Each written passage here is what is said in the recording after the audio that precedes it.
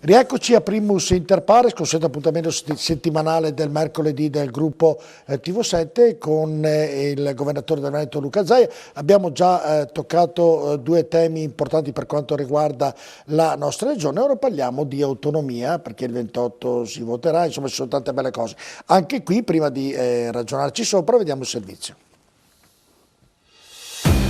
Prosegue non senza difficoltà il cammino del referendum consultivo sull'autonomia del Veneto. Ancora non si conosce il giorno in cui i veneti potranno esprimersi sul quesito proposto. Lo ricordiamo, vuoi che alla Regione del Veneto siano attribuite ulteriori forme e condizioni particolari di autonomia? Il governatore Luca Zaia contava in una data primaverile, ma così non sarà e nemmeno ci sarà un election day. La Regione Veneto ha tentato tutte le vie per negoziare sia il quesito che l'accorpamento con le amministrative, ma Roma ha mostrato il pollice verso, un destino che il Veneto condivide con la regione Lombardia. Non c'è disponibilità da parte del governo e quindi decideremo insieme al Veneto quando fare la consultazione, ha spiegato il governatore lombardo Roberto Maroni, e la data papabile potrebbe coincidere con una domenica di inizio ottobre. Occhi puntati dunque al prossimo autunno, ma la scelta resta comunque nelle mani dei palazzi romani, perché per la convocazione del referendum non basta il decreto firmato dai presidenti delle regioni interessate, ma anche il benestare del governo sulla data. In attesa di indicazioni più precise resta acceso il dibattito. Per alcuni il referendum è inutile, il quesito troppo generico, il risultato dicono è scontato. Per altri invece si tratta di un passo determinante sulla strada di una possibile autonomia regionale. Intanto si devono fare i conti con i costi della consultazione. Con l'Election Day il Veneto avrebbe risparmiato 14 milioni di euro, in Lombardia invece ci sarà un voto tutto elettronico. La regione ha già fatto la gara, una sperimentazione che ha solleticato l'interesse del premier Gentiloni e del ministro dell'interno Minniti, tanto che Maroni spera in un cofinanziamento del governo. Luca Zaia, altro tema scottante, l'autonomia, l'election day, le votazioni. Questo non è un problema, no? Non è un problema, no. Però potrebbe diventarlo, insomma, se non si fa. Per il governo diventerà un problema. Per il governo può diventare un problema. Ma non solo questo governo, per tutti i governi. Per quale motivo? Ma guardi, partiamo da un presupposto. Qualcuno dice il quesito è generico, no? È veramente generico, no? Vuoi tu che la Regione Veneto abbia ulteriori forme di autonomia, quello che è. Noi abbiamo tentato di cambiare il quesito, il governo non ha accettato. Sai cosa avevamo messo in quel quesito nuovo? L'articolo 116 della Costituzione. Cioè dicevamo ai veneti, volete voi tutte queste competenze? L'articolo 116 è una miriade di competenze possibili e quindi a questo punto molti osservatori, pochi, dicono non ha senso fare il referendum, vai a trattare a Roma e ti danno l'autonomia e evitate di spendere 14 milioni di euro. Guardi, l'articolo 116 della Costituzione, che se fosse applicato tutto alla lettera e dato a una regione, quindi tutte le competenze certo, ci farebbe diventare come Trento e Bolzano. L'articolo 116 della Costituzione è stato scritto nel 2001, modifiche al titolo quinto. Sa quante regioni in Italia hanno avuto anche una sola competenza di quell'articolo? Quante? Zero. Come mai? Ma perché è ovvio. È un interesse dello Stato non farlo. Ma la verità è che ci ha provato la Toscana, ci ha provato la Lombardia, ci ha provato il Veneto, ci ha provato l'Emilia Romagna. Non danno competenze. Allora, perché loro continuano a dire venite a trattare? Perché sanno che la Corte Costituzionale, perché noi andiamo a votare e facciamo il referendum perché abbiamo vinto una sentenza contro Roma, perché Roma ci ha impugnato il referendum, ha fatto di tutto per non farci andare a votare. Loro sanno che la Corte Costituzionale nella sua sentenza dice il Veneto può andare a votare, però la votazione del referendum deve essere fase anteriore ed esterna alla trattativa. Se io vado a trattare salta il referendum, certo, e sono fottuto, è finita, fine. Quindi noi diciamo andiamo a trattare dopo il referendum. Qual è la forza? Primo, il giorno dopo il Veneto non sarà più quello di prima. 2, nasce la questione veneta, perché è logico che nasce la questione veneta. 3, vado con la forza di un territorio. Cioè è difficile accampare scuse, per questo l'ho detto per tutti i governi. Guardi, io le dico che noi il giorno dopo chiederemo tutte le competenze previste dalla Costituzione, non andiamo a trattare su alcune competenze, le vogliamo tutte. Ai veneti cosa dico? Dico che i veneti non si facciano rassicurare da coloro che dicono, anche in buona fede, tanto vince sì. Tanto vince sì non c'è scritto da nessuna parte. Poi a noi, più che un grande risultato di sì, ci serve un grande risultato di affluenza alle urne. Perché più affluenza c'è, più riusciamo a dimostrare che è plebiscitario questo referendum, vai a votare no, vai ad astenerti, vai ad annullare la scheda, vai a votare sì, ma ci devi andare, dovete andarci. Questo non è il referendum di Luca Zaia, del mio partito o di qualche altro partito. Guardi, potrei citarle tutti i partiti, sono quasi tutti a favore in Veneto. La verità è che è il referendum dei veneti. I veneti quel giorno non debbono avere alibi, non possono dire no, ma se non passa con una grande affluenza la colpa sarà dei veneti. Perché io mi sono dato da fare per servire su un piatto d'argento queste opportunità. Ma così a pelle, se ha fatto dei sondaggi così parlando tra la gente, i veneti sono più d'accordo nel diventare autonomi oppure secondo lei voteranno sì come diceva prima o come dicono ovviamente le altre parti politiche? Guardi, secondo me i veneti hanno coscienza che l'autonomia è l'ultima spiaggia per questa regione, ma è una spiaggia dove si apre una grande opportunità.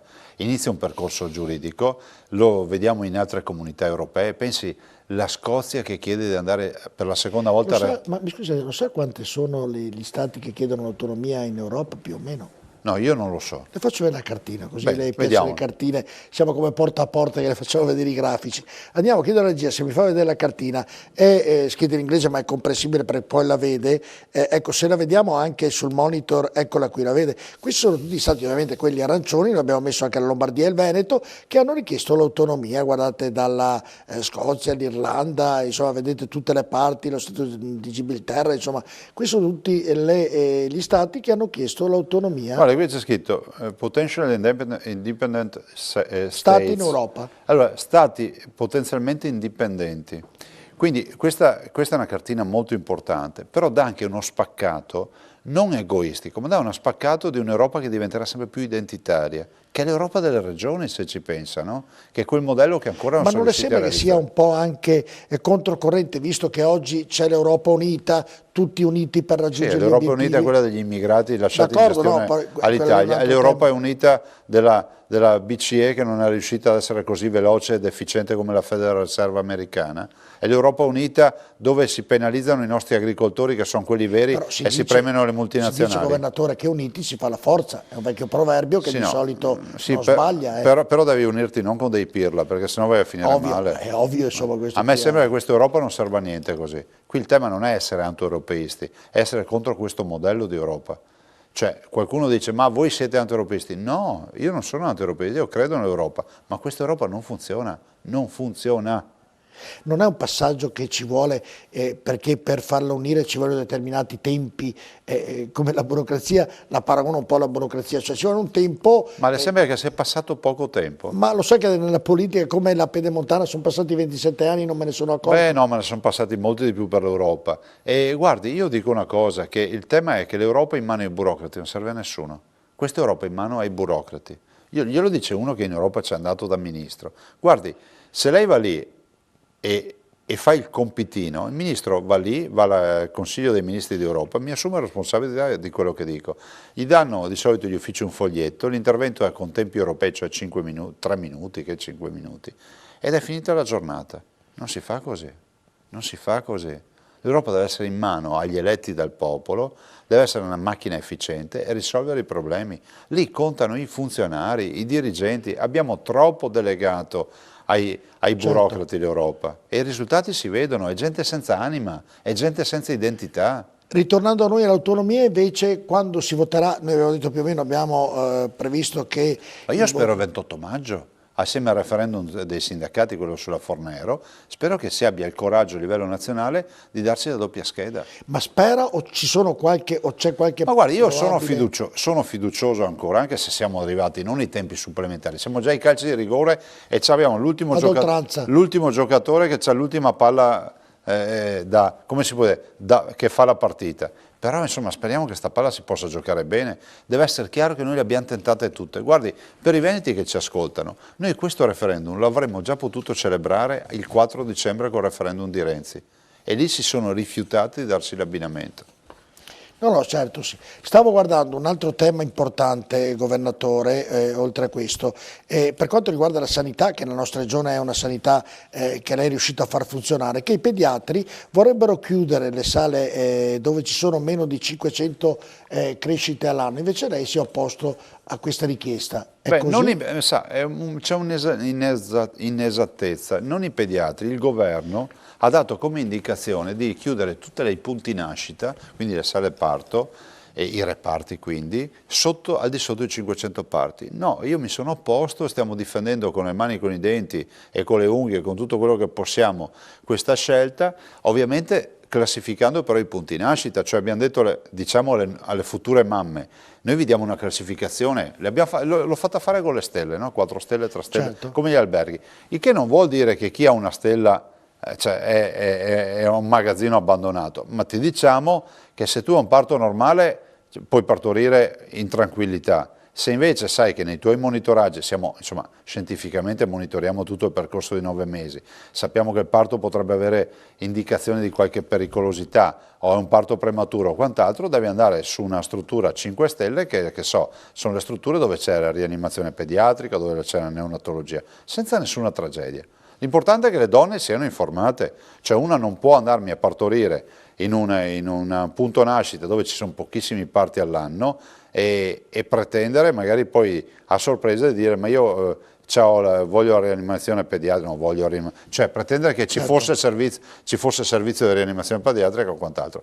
Mi lasci dire che tranne le urgenze, che sono calcolate al di sotto dell'1%, la verità è che tutti i parti oggi sono programmati, quindi non c'è neanche più l'alibi di dire sono corsa in ospedale, perché riesce a programmare. Lei avrà visto che quando trovi una donna incinta gli dici in quanti mesi sei? Ah, ma io non ho osservato la risposta, partorisco il 24 febbraio. Sì, più o meno la data la indovina. Sì. Cioè ti dicono già mesi prima la data programmata. Allora alla luce di questo siamo anche in grado di dire che c'è il 5 Stelle per chi ha una data programmata con alcune criticità. C'è la stella per chi ha una data programmata tranquilla, i bambini sono sempre nati. Esatto, è l'intenzione di tenerle. Che poi come mai nascono pochi? È un problema, adesso allaccio un tema che non è... Tecnicamente potrei spiegare. No, sì, ho capito, no, allaccio che non era nella scaletta, però visto che c'è un'Italia che sta invecchiando, la media è 45 anni, ecco lo Stato, le faccio questa domanda, potrebbe intervenire in modo tale di fare aumentare le crescite, ho capito, non fisicamente, no, ma guardi, diciamo anche seriamente il tema. Cioè, nei paesi, scusi, del nord Europa è tutto diverso. Diverso, guardi, mettiamola così, i figli non si fanno per alcuni motivi, non si fanno perché non si vogliono, non si fanno perché non arrivano, non si fanno perché non ci sono le possibilità per averli. Anche per egoismo delle volte. Sì, non si vogliono, non si vogliono, non arrivano, oppure non hai le condizioni economiche per poterli fare. Togliamo la categoria di chi è egoista e non li vuole, o che non li vuole per scelta di vita. Ci restano 2 categorie, quelli che non arrivano, cioè non arrivano perché l'ovulo non riesce a essere fecondato dallo spermatozoo, e qua dobbiamo aiutarli come? Il Veneto ha fatto una scelta, io ho portato la fecondazione assistita, sono stato criticato da mezzo mondo a 50 anni, l'ho fatto ancora nel 2011-2012, in modo tale che le donne anche di 50 anni possano tentare con 3 tentativi la fecondazione assistita. Restano coloro che vorrebbero i figli ma non hanno le possibilità economiche. Dobbiamo aiutare questi se vogliamo figli. Ci sono pochi ragionamenti da fare, bisogna fare in modo che gli asili nido costino poco o siano gratuiti, si possono anche fare gratuiti come in Francia. È un po' assurdo che gli asili nido debbano essere ma costano come uno stipendio, cioè questo è il problema. Che le scuole parità... Non si può fare qualcosa lì, ma guardi, noi soldi non ne abbiamo più, per questo le dico che l'autonomia è veramente l'ultima spiaggia. I cittadini possono dire, ma Zaia cosa sta dicendo, ma se volete vedere i conti nostri, vi rendete conto? Cioè, al di là della gente che pensa che ci sia sempre, negli enti pubblici, guarda, io faccio sempre un esempio, e rende l'idea, perché è inutile che stia qui a spiegare bilanci. Beh, le spiego anche poco del mio bilancio. Io sono entrato nel 2010 in Regione, avevo $500 milioni di cifra disponibile, $500 milioni non sono pochi, per le politiche regionali, per fare strade, turismo, agricoltura, cultura, ambiente, attività produttive, tutto quello che le viene in mente. Oggi ho 50 milioni di euro. Non mi sono sbagliato, 50 milioni. Cioè, mi ripeto, non ho capito, da 500... Dal $500 milioni a 50 milioni di euro in 7 anni. Ma 10 volte di meno. Sì, sì, ma uno può dire 50 milioni, mi metto nei panni della persona che è a casa e dice, ma cosa si fa? Io con 50 milioni devo fare tutto, strade, agricoltura, tutto quello che mi viene in mente. Quando ero presidente della provincia di Treviso, stanziavo 40 milioni di euro solo per le strade ogni anno. Ha una dimensione? E allora la domanda che faccio io a tutti senza sapere di bilancio: da quanto tempo è che non vedete un cantiere che asfalta le strade in giro per le strade? Da quanto tempo è che lei non incrocia più un cantiere? Provinciali o regionali? Ma dice? in generale, da Beh, quanto un tempo? po' adesso pochi, è da tanto tempo che non li vedo. Sì, da una tanto volta tempo. si ricorda che addirittura c'era il pathos del cartello, Guardi, stiamo lavorando per voi, scusate il nelle campagne disagio. elettorali sempre. Guardi, non si vedono più neanche nelle campagne, No, beh, cioè, spazio per le asfaltature non ce n'è più, che è il sintomo di un paese che sta pian piano disgregando. Allora, noi le risorse le dobbiamo trovare. Scusi, solo l'autonomia può cambiare questo. Ma guardi, a livello nazionale bisogna avere il coraggio di applicare i costi standard. Noi lo stiamo chiedendo. Se l'Italia vivesse in maniera virtuosa come il Veneto, come i costi della pubblica amministrazione veneta, avrebbe un risparmio annuale di 30 miliardi di euro che oggi sono sprechi. Ma del resto, scusi, quando paghiamo lavoratori di un ospedale, Loreto Mare, e scopriamo che un quarto di questi lavoratori non va a lavorare, lei capisce che è inutile che noi stiamo qui a parlare della siringa che costa. Controlla tutti quelli che timbrano il Ma cartellino. guardi, noi abbiamo oltre 60.000 dipendenti, sono costantemente controllati, ci può essere sempre la mela marcia. Guardi, se lo scopriamo facciamo disastro, siamo noi i primi a costituirci, ma avere un quarto dei dipendenti vuol dire che è come se in Veneto di 60.000, 15.000 non andassero a lavorare al mattino. Cioè, io non so se i cittadini hanno capito, un quarto, 100 su 400 è un quarto. Ma incuriosito, governatore, i 60.000 sono pagati con 50 milioni? No, i 60.000 sono pagati col fondo della sanità. Quello... La sanità è l'unica roba che ha un bilancio a sé. A parte, sì, ma sapete quanto costa la sanità del Veneto? È quella che costa più di tutti. Quasi 9 miliardi di euro all'anno.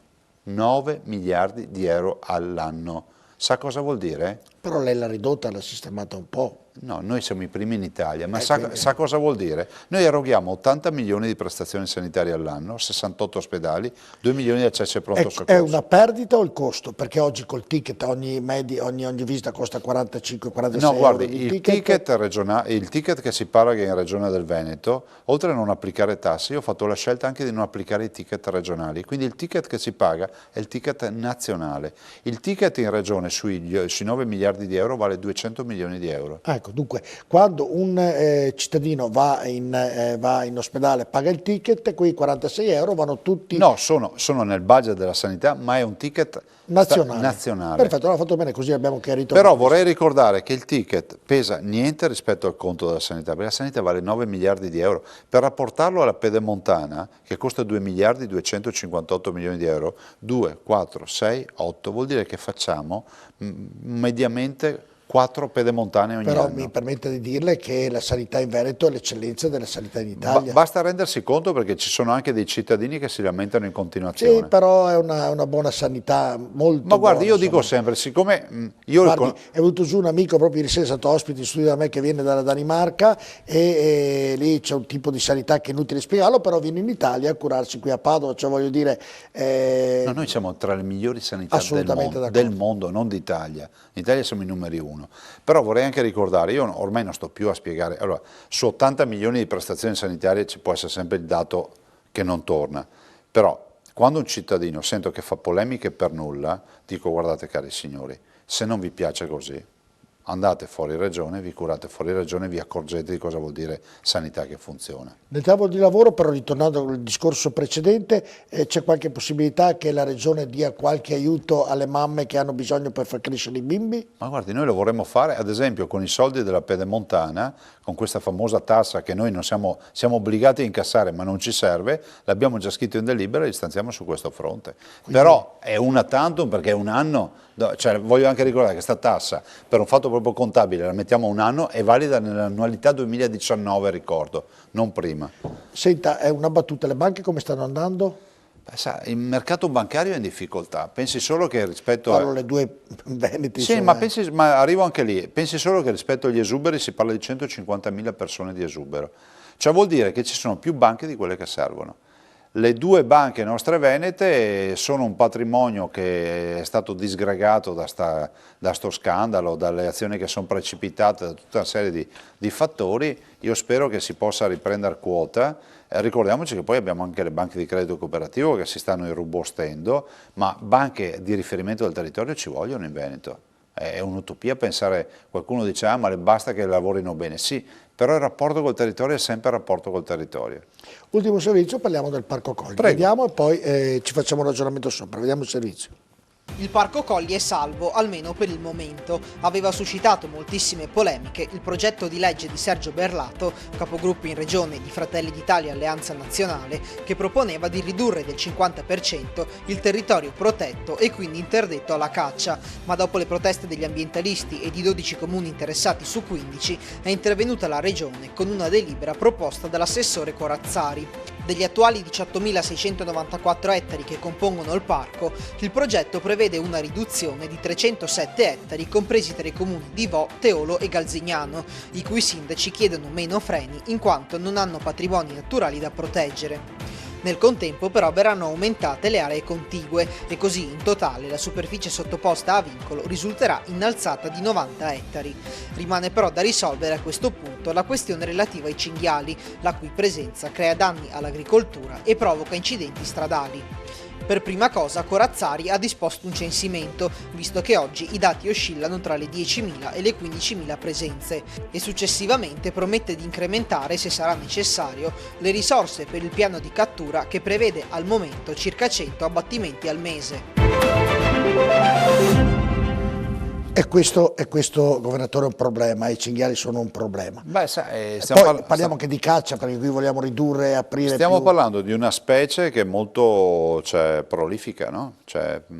Fa figliate, e quindi avere 8, 10.000, 12.000, 13.000 capi nel Parco dei Colli significa averne quasi altri 3, 4.000, 5.000 il prossimo anno in più e così via. Arriveremo a un punto che arriveremo al collasso. Anche gli abbattimenti che si fanno, io premetto non sono cacciatore, però dico come stanno le robe, gli abbattimenti che si fanno sono ovviamente inferiori rispetto al tasso di crescita, per cui al di là di tutto si sappia che prima o poi comunque una soluzione drastica dovrà essere presa se si vuole salvare il parco, perché forse i cittadini, voi fate vedere l'immagine dei cinghiali giustamente, forse varrebbe la pena in un servizio far vedere che devastazione fanno i cinghiali, e allora ci si rende conto di cosa accade. Quanto al parco, guardi, io non posso accettare che si dica, lo si dice anche nel servizio, non contesto il servizio, ma che si faccia passare l'idea che le proteste degli ambientalisti hanno fatto far marcia indietro alla Regione. La Regione ha sempre detto una cosa, a parte il fatto che ancora non si è definito un provvedimento, e bisogna essere corretti a dire anche questo. La Regione ha sempre detto una cosa, andate a controllare tutte le dichiarazioni se volete. Io ho sempre detto, le attività si fanno con il consenso dei sindaci.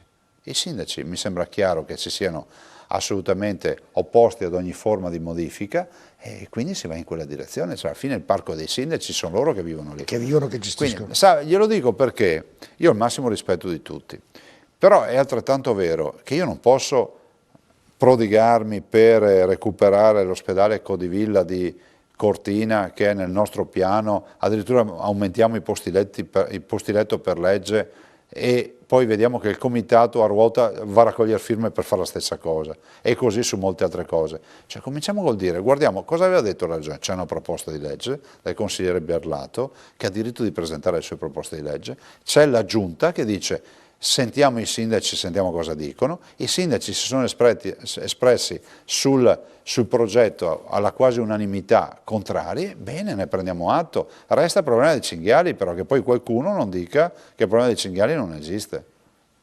E quindi sarà un problema che verrà risolto, che è quello dei cinghiali, quindi con un abbattimento... Lì c'è un rischio concreto, che è quello che possa partire, per poi quando, dalle mie reminiscenze di veterinaria, quando c'è una popolazione che è tanto, c'è un grosso peso, che è anche pericolosa poi, ma c'è anche un grosso peso, diciamo, di densità di popolazione, c'è il tema delle epidemie, no? Parlo per assurdo, e spero che resti un assurdo, il grave rischio della peste suina porterebbe all'abbattimento, ma di fatto, di tutto quello che c'è, e anche degli allevamenti che... Ecco, governatore, ma perché scatterebbero i regolamenti di polizia questa veterinaria. Legge per abbatterli, credo che in Toscana sia già in essere. Ma guardi, qui da noi vanno i cacciaselettori, persone preparate e qualificate a fare questo, però lei capisce che è come svuotare il mare con un secchiello, cioè l'ammontare dei capi abbattuti in un anno è, penso, 10 volte inferiore al tasso di crescita della popolazione di cinghiali, tanto è vero che si abbatte da molti anni e il risultato è che i cinghiali sono sempre di più. e quindi bisognerà sicuramente prendere dei provvedimenti in virtù di quello che ha anche detto il governatore. Speriamo che vengano presi anche rapidamente, perché altrimenti il territorio e anche la gente che abita lì potrebbe avere sicuramente cosa vuole che le dica? problemi. Il mondo va così, cioè, una settimana fa hanno protestato nel mio comune gli ambientalisti a favore del Parco dei Colli, nonostante le notizie che sono uscite, che la Regione ha detto che abbiamo sentito, cioè, funziona così, perché ognuno ha il suo, come si può, ognuno ha la sua mission, e io rispetto le mission di tutti, però c'è anche una mission che noi tutti dovremmo avere, che è quella del rispetto delle persone. Perché alla fin fine la Regione ha sempre detto sentiamo i sindaci, non ci hanno lasciato neanche il tempo di sentire i sindaci. Bene, senta governatore, nel chiudere questa puntata, poi se c'è qualcosa da aggiungere, abbiamo parlato di molte cose, c'è una che mi è molto cara e la spiego. Durante le trasmissioni, io faccio molte trasmissioni sportive, ospito nei nostri studi qui di TV7 moltissime società di base che fanno attività, qualsiasi attività sportiva, dalla scherma al tiro con l'arco. Ecco, perché la politica sottovaluta lo sport? Cioè, mi spiego meglio, quando ci sono fare degli investimenti, se la varie amministrazioni hanno dei soldi, investono prima qua, poi lo sport, ma sì, lo sport, e ti accorgi che lo sport di base è carente di strutture in maniere incredibili in tutte le città. Domanda, perché lo Stato non rafforza economicamente questo, dal lato economico, queste attività sportive, perché poi è dove crescono i giovani, crescono sani, crescono senza prendere cattive strade? Per quale motivo? E vanno avanti solo perché anche lì i genitori danno il contributo di 300-400 e i volontari, euro, ricordiamoci i volontari, i vivai che vengono tirati su. E danno 300-400 euro per il kit, perché vengono giustamente le società hanno soldi. E lo Stato è un po' esente, ma sì, lo sport cosa vuoi che sia, ma perché? Dove negli altri posti? Ma guardi, perché lo Stato permette, legittima uno spreco di 30 miliardi all'anno, quello che le dicevo prima. 30 miliardi, guardi, noi siamo una ventina di regioni e potremmo dare una miliardata all'anno, a regione restano ancora 10 miliardi a disposizione del governo centrale per fare politiche più generali. Pensi che se una regione come la nostra avesse un solo miliardo di quei 30 miliardi, potrebbe avere non impianti sportivi, di più. Perché non accade? Perché ci vuole l'autonomia, bisogna dire basta a Roma, bisogna tagliare il cordone ombelicale. I veneti devono capire che al referendum debbono andare a votare.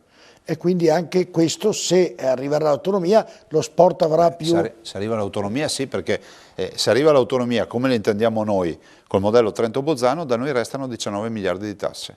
E poi lei avrà a disposizione i soldi anche per lo sport? Ovvio. No, perché non so, perché poi diventa una competenza, è sempre messo in disparte. No, diventa una competenza piena regionale a quel punto. Sente, traendo un bilancio, è contento del lavoro che sta facendo, governatore? Assolutamente sì, guardi, è un lavoro stimolante, spesso magari può cadere, come nel caso della Pedemontana, che qualcuno ti mette il bastone tra le ruote perché va a informare male i cittadini, va a raccontare storie, anche qui un appello ai cittadini, quando sentite troppe ovvietà, quando robe troppo ovvie, magari ponetevi il problema di dire ma forse sto qua mi sta dicendo delle cazzate, no? E questo serve anche a vivere meglio.